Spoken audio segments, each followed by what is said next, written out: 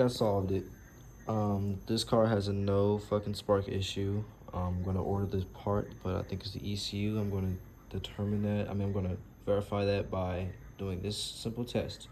So, as you can see here, all this jibber jabber here, I forced my crank position sensor and cam position sensor wire, which is the feed. This is the battery plus feed.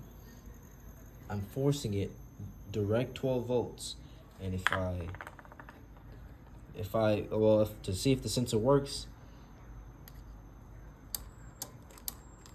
just like that.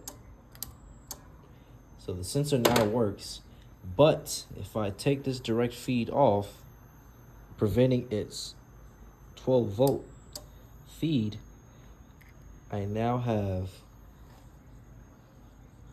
where did I put that bolt? Okay, right here. No signal from my crank resistance sensor. And the crank position sensor harness, let me put you down real quick. The crank position sensor harness runs at 2.9 volts.